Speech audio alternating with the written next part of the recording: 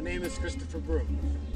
I'm a Vietnam combat veteran that served as a corpsman with the Marine, a Navy corpsman with the Marines in 1969. This is the Martinsburg VA Medical Center in West Virginia. I'm an outpatient that attends a outpatient group therapy session for combat veterans with post-traumatic stress disorder. Post-traumatic stress disorder is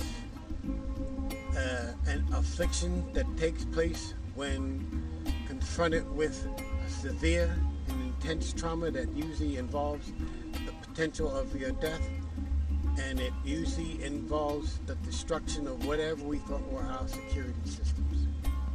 The VA, and God bless them, but they don't tend to really approach what really happens and why combat veterans go into such traumatic shock.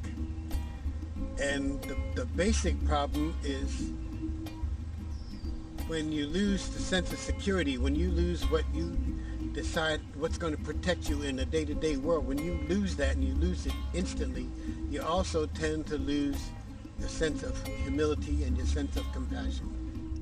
You tend to not have any patience with your children, with your wives, with the family, with work, with the job, with your friends.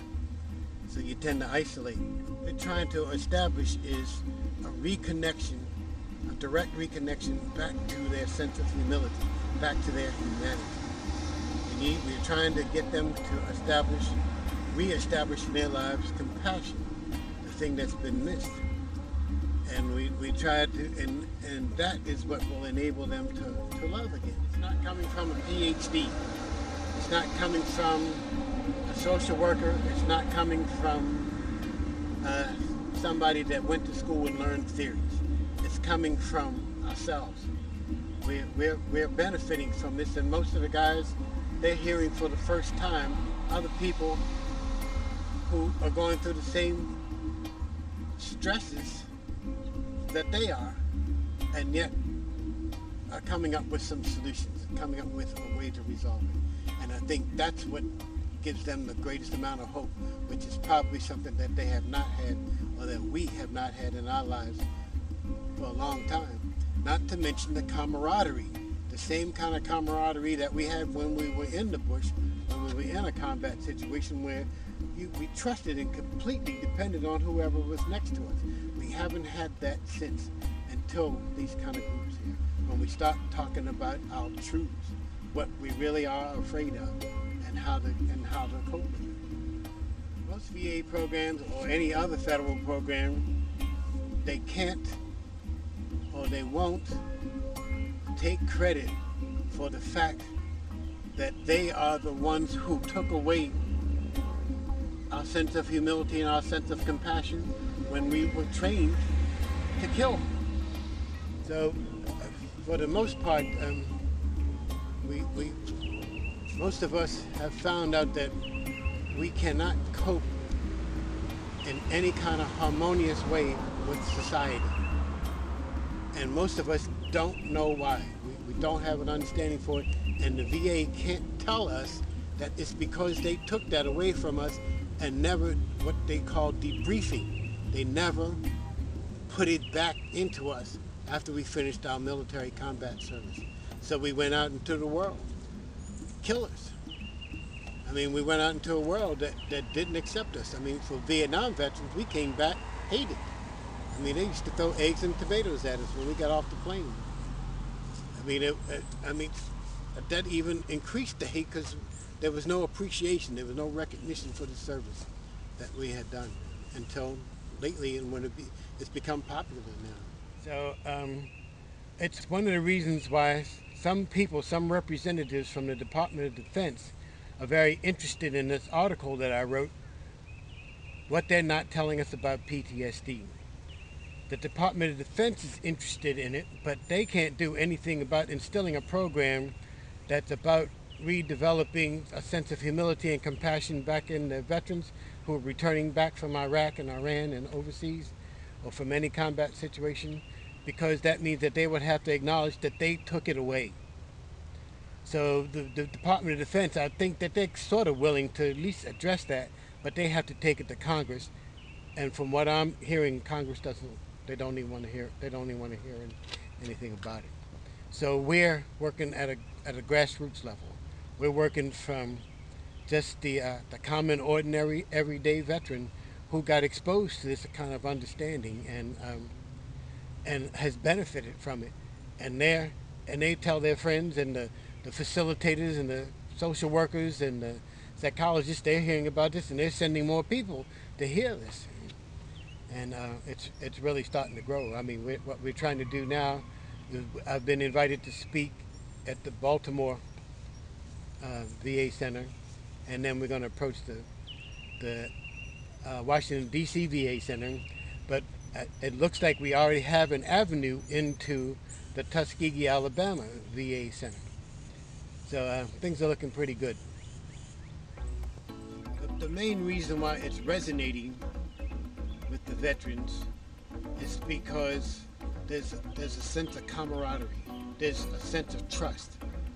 I mean, that's been reborn and reinstilled in them that they haven't experienced since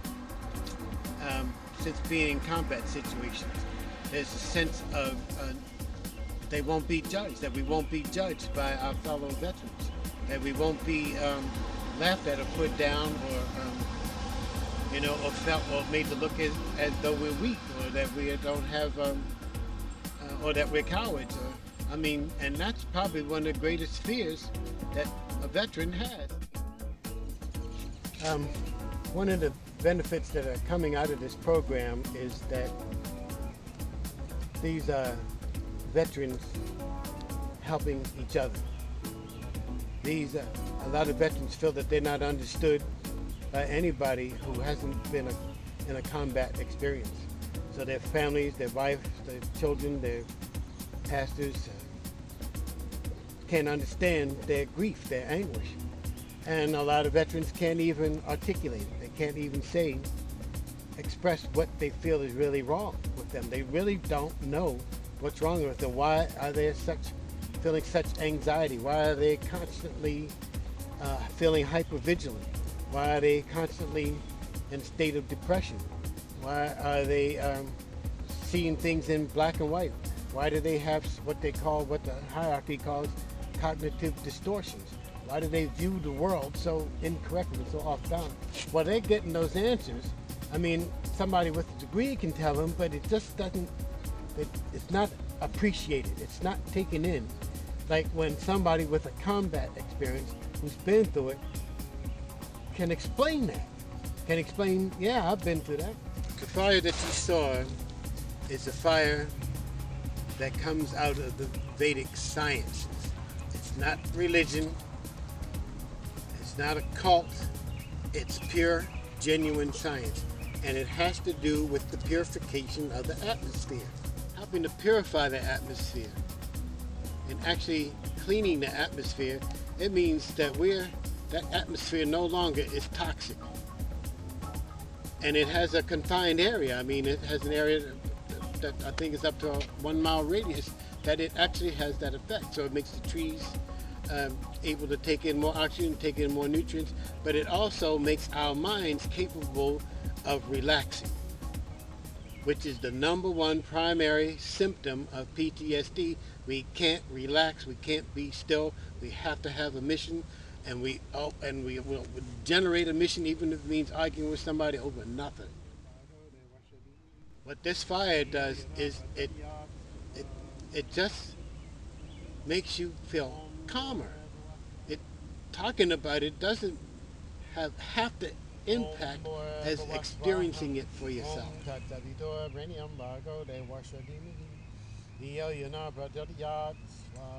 I've been doing the fire in Agnihotra, morning Agnihotra in the gazebo right next to the fire department behind the building.